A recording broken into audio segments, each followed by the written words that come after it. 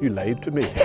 You lied to me. You said there'd be no recall. That scared the living daylights out of me. So that's an old railway track. It's a bit, piece of an old railway track. Very good. I think as far as I know, it's a bit of Killala railway track. Killala railway track. Just as well they closed the railway down, isn't it?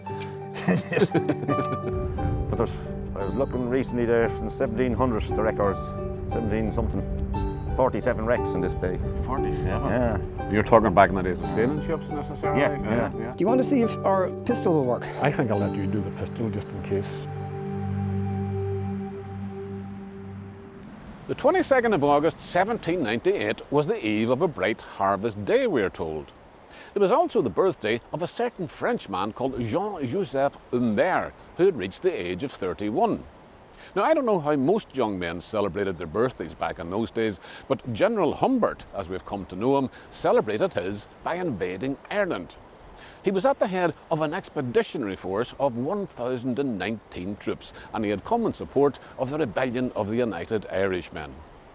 In military terms, he was quite successful at first, and after a few victories was able to declare the province of Connacht a republic. But the truth of the matter was, he had arrived too late. The rising had already been put down elsewhere in the country. He was massively outnumbered by the English forces and soon had to surrender.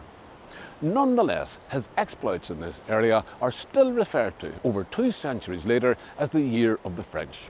And the place where he first set foot on Irish soil has become almost synonymous with his ill-fated heroics. Welcome to Killala Bay in the north of County Mayo.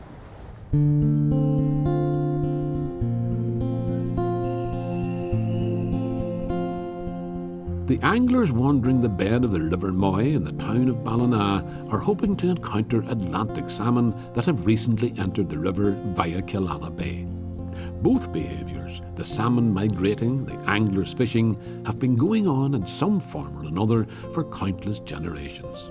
So you can say with some degree of confidence that distant ancestors of those salmon would have been making the same journey back in the 5th century, when St. Patrick was establishing his church at what would become the village of Killala on the western shore of the bay. And you can also be sure that they were still passing along their watery highway some 700 years later when the round tower was erected, and again in the late 17th century when the Church of Ireland Cathedral broke the horizon. The salmon have seen human populations ebb and flow over the millennia along this stretch of coastline, so might not have paid too much attention when 3 larger than usual shadows loomed over their heads just off Kilcommon Harbour on an August day in the year 1798.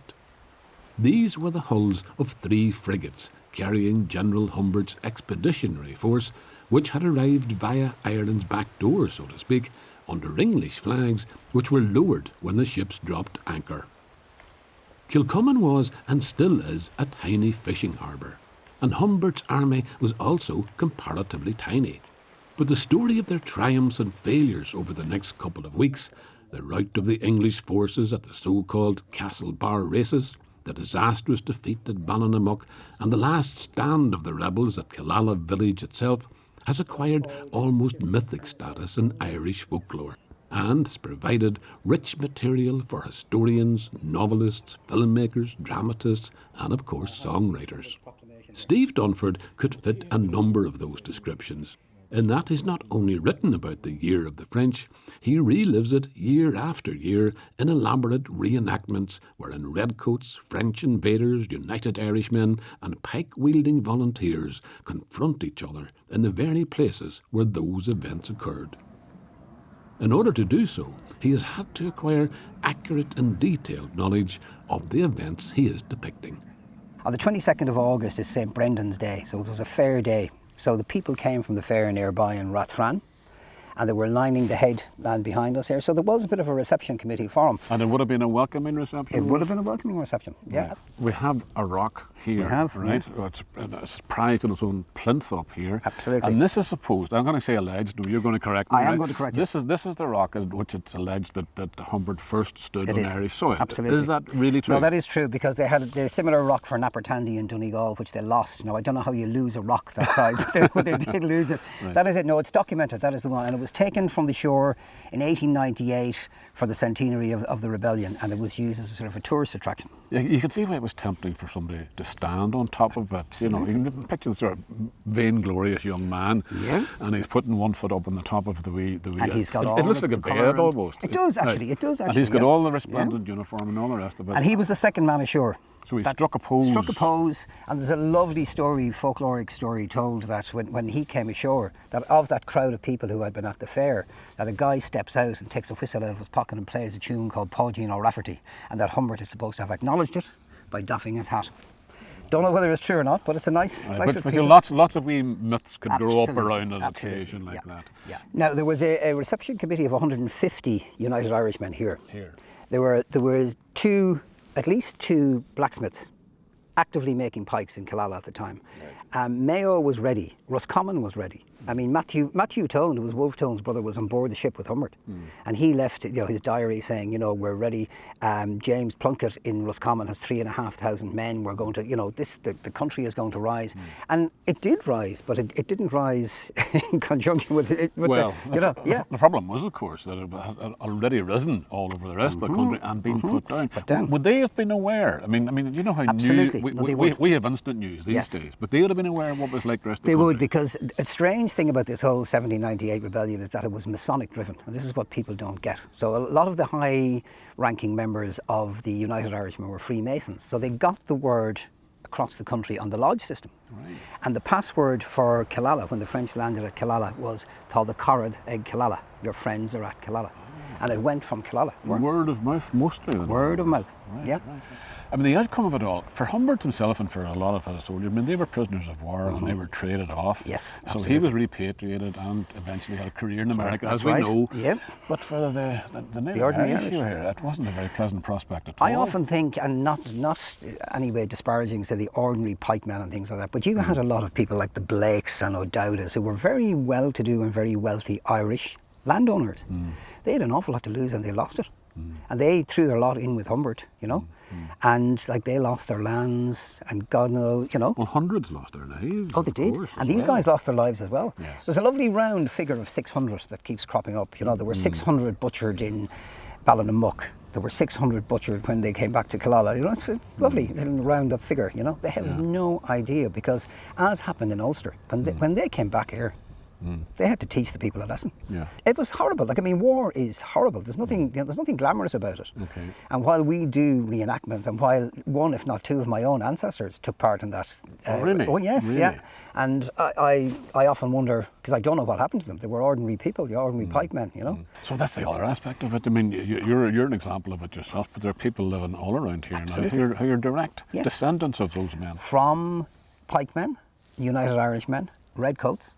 Redcoats as Redcoats as well. Right, yeah, absolutely. That's Because the other side of the coin. That's the other of side course. of the coin. That quite a lot of the British Army in Ireland at the time were militia.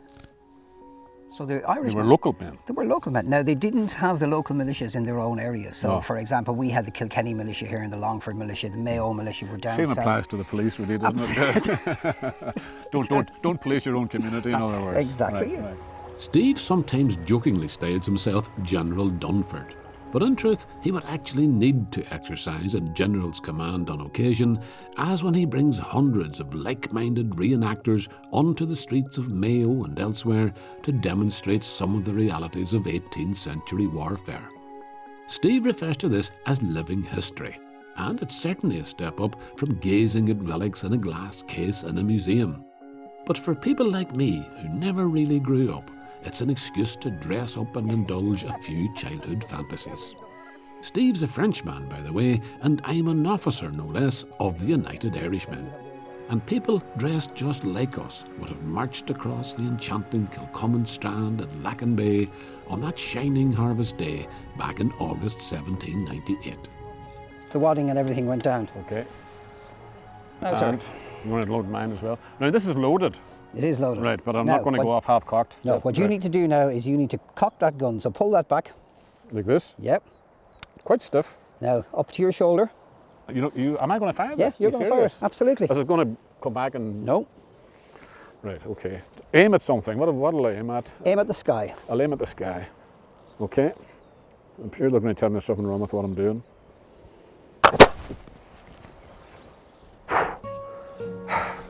You lied to me.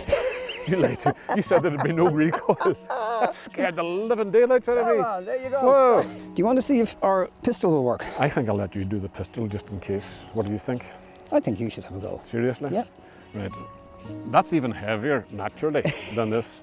But, I mean, were these used in battle only at close quarters, I would imagine? At close quarters, there were, and it was normally officers that had those, or people like yourself with a few bob, the gentry. Well, tell you what, if this doesn't work, we'll have to resort to the swords after To the this cold here. steel. And they're still coming at us, right? Yep. So am I doing this right? You are Straight out in perfect. front of me?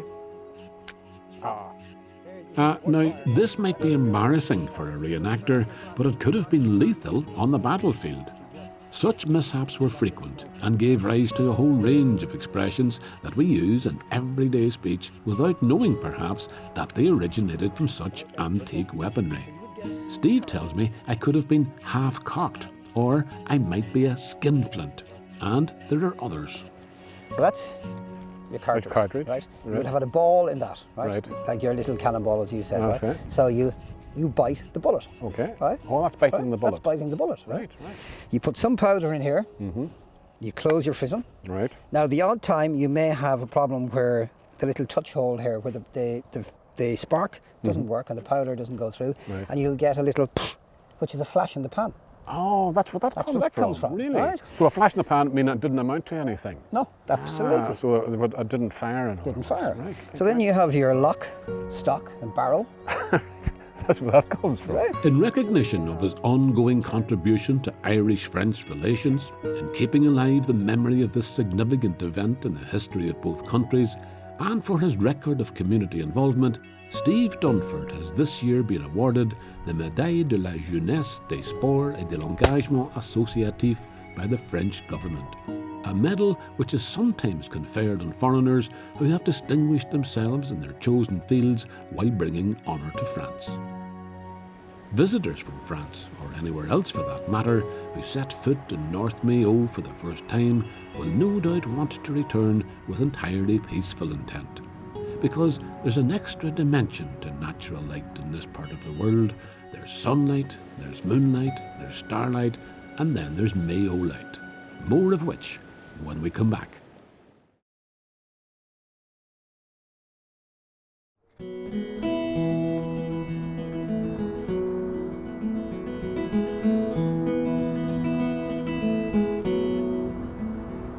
When Dennis Quinn is conducting his foraging tours along the shorefront of Killala Bay, showing people how many of the seaweeds can be collected and eaten directly, or dried and then powdered to be used as seasoning in various soups and other dishes, it must be difficult to keep them gazing downwards at the rock pools when there's such a feast for the eyes if they simply lift their heads and turn in any and every other direction.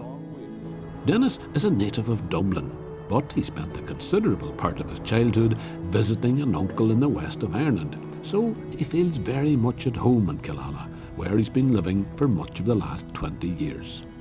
Yet he still has that fresh perspective of the blow-in, which he's happy to share with people like me who might be a bit overwhelmed by the lavish generosity of nature in furnishing this North Mayo coastline.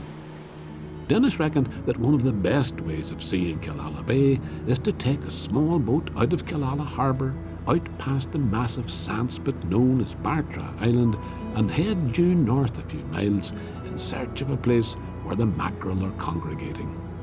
Like out in the bay here, you can get dolphins, sunfish, whale, fin whales, basking sharks now this time of the year. I don't see any today. Yeah. Right.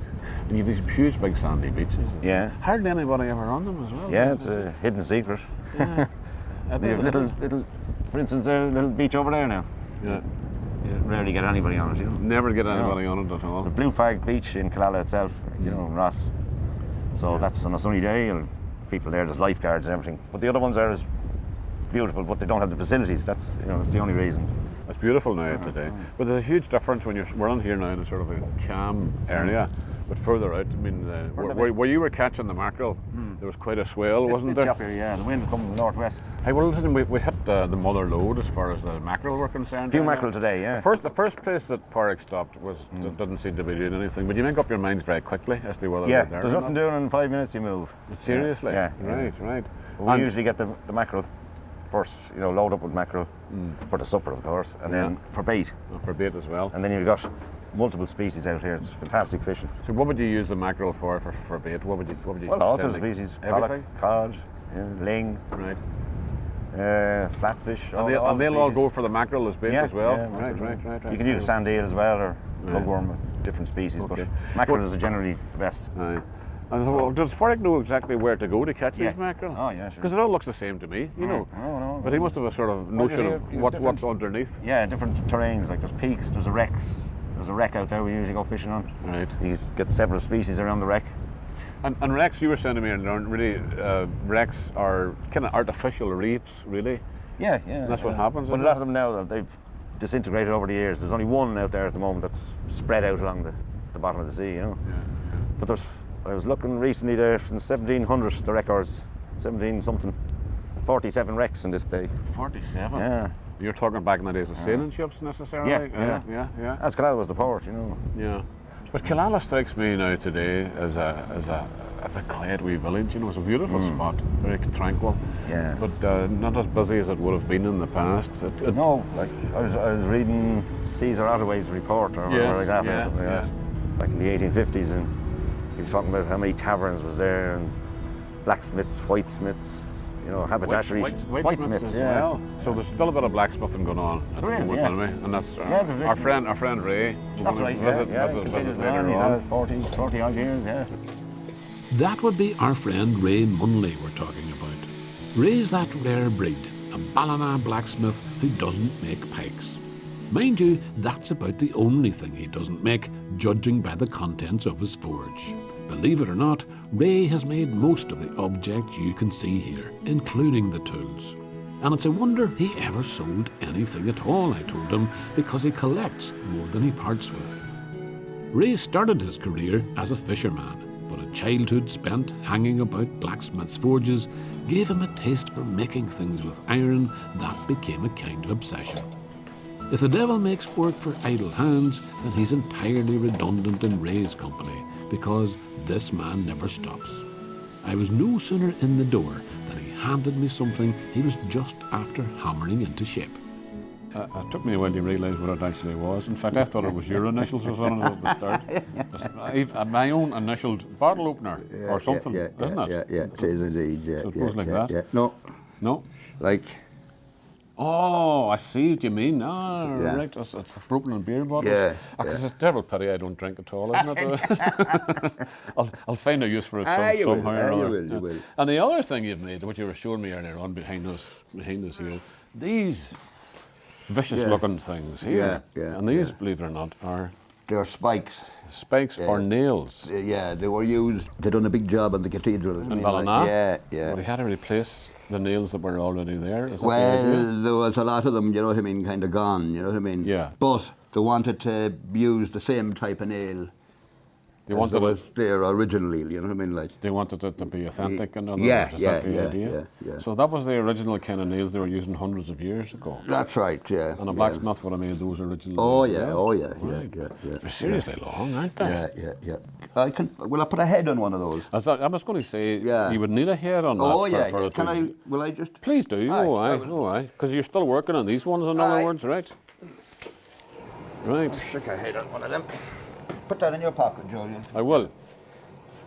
I'll stick a head on.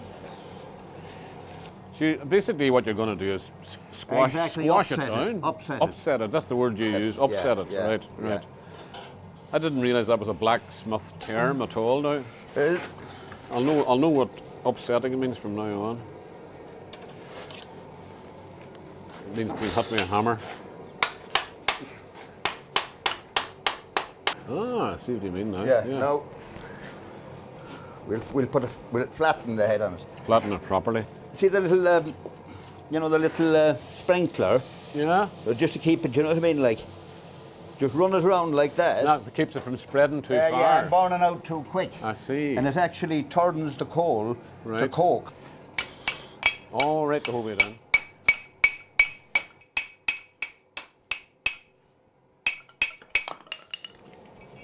You've actually put a wee point on it. Is that? Oh, I see now. Right.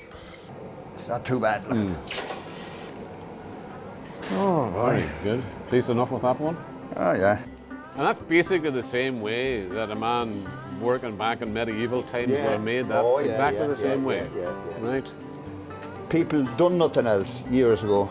Only, just making nails. Making nails. I Yeah. suppose you get asked to make a lot of things. You do, yeah. And it takes a man for Yeah. a lot of explaining to tell you Yeah, what exactly yeah. he means. You get a lot of guys explaining it's that long and it's That's this just wide. big. Yeah. Yeah. It's actually a very, very nice object in its own The right. thickest ones, there was other ones in. Yeah. And that would be driven on the full length as well. Yeah, well, I presume it'd be, what you call them, there'd be a starter hole. They started off I'd with. say so, yeah. And they had to go and get every single nail replaced in the cathedral. Yeah, in well, this it was too. the end of the rafters. See, where the rafters were going into the walls. Yeah. Do you know what I mean? They kind of rotted away there, you know what I mean? Like, yeah. And they came to you, so the very man who loves very handy here, and he's going to do them. And how many did you actually end up making? it was a couple of thousand, and he was like, yeah. And every one of them made the way you made that one there. Yeah. It's just as well then that Ray Munnelly loves working with iron. Mind you, he also loves crab claws roasted over a coke fire. And, as I discovered, so do I.